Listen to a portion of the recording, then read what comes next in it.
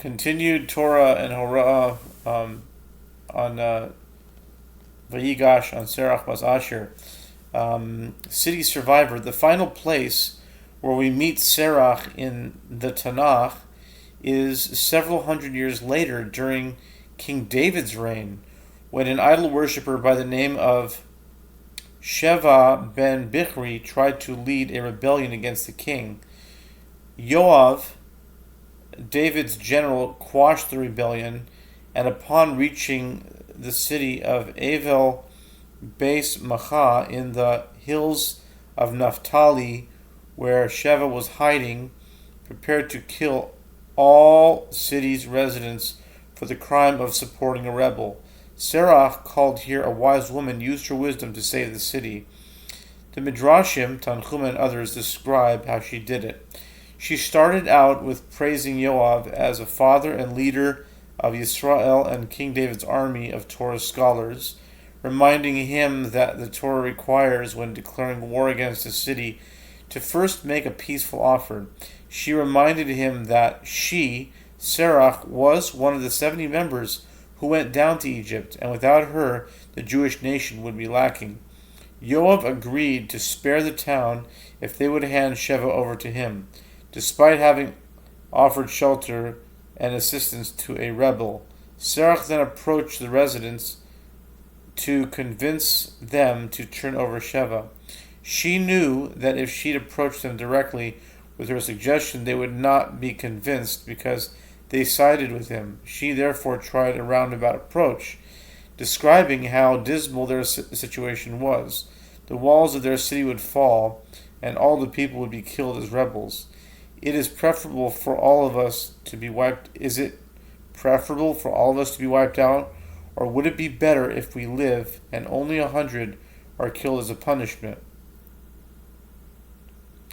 The residents agreed that it would be preferable for 100 men to die rather than for the entire city to be lost. Serach tried to lower the price, and if Yoav asks for 50 men, is it not worth it? They agreed to surrender. When she presented the actual agreement to hand over one man, Sheva ben Bichri, the townspeople agreed. Serach sent Sheva over the city wall, and Yoav left their town intact.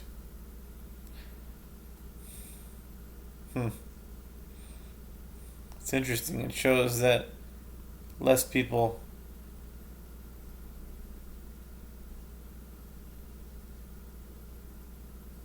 Okay.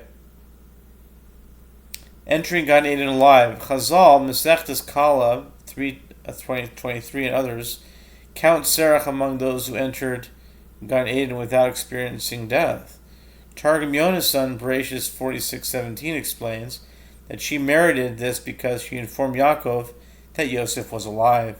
The Tosfos, in Bava Basra 121b, points out that there seems to be a tradition that contradicts this. Serach's name is absent from the list of 7 individuals, each who saw the following one in their lifetime and passed on traditions up till today.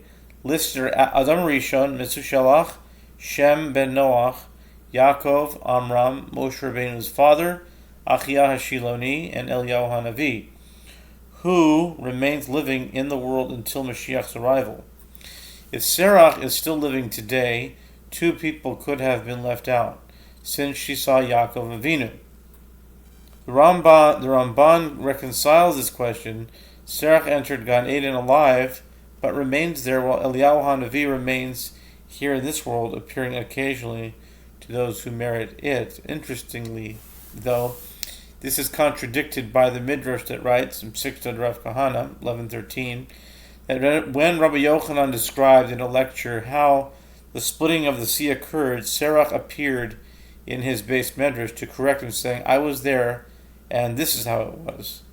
The Zohar Shlach 167b lists palaces in Gan Eden headed by various righteous women who paved a method in Avodas Hashem, with whom thousands of righteous women who followed in her footsteps reside, reveling in eternal pleasure. One of the palaces is that of Serach bas Asher, in which the portrait of Yosef Tzaddik appears, and the righteous women sing God's praises and merit learning the mitzvos and their reasons. To complete this topic, we will mention several midrashim that list Serach's virtues. The Midrash Mishlei 31:45 and others understands the pasuk, she opens her mouth with wisdom, Pia Paschal V'chachma, Mishlei 31:26, as referring to Serach, who utilized her wisdom to save the residents of Avel Beit Ma'acha. Another pasuk in Kohelet, wisdom is better than weapons, 9:18, is also understood as referring to that incident.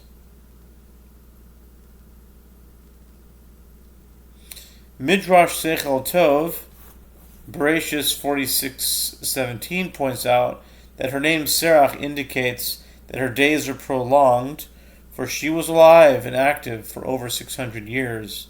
Bereshis Rabbati, Chai Sarah 23:1 lists her among the 22 righteous women in the world. Sarah, Rivka, Rachel, Leah, Serach bas Asher, Yocheved, Miriam, Batya, daughter of Paro, Tzlal Fonit, the wife of Manoach, Chana, Tzlal Fonit, wife of Manoach, Chana, Avigail, Michal, Bat-sheva, Abishag, Huldah the prophetess, Yael, and Queen Esther. There are 4 names missing here.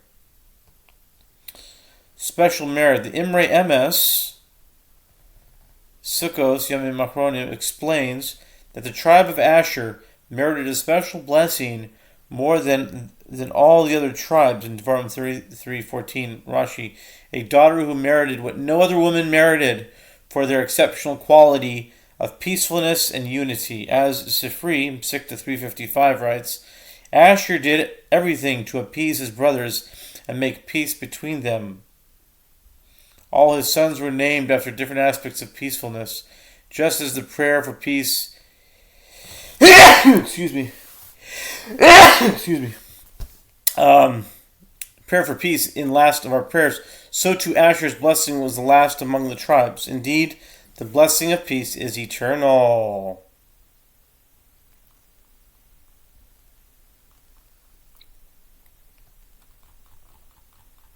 Okay.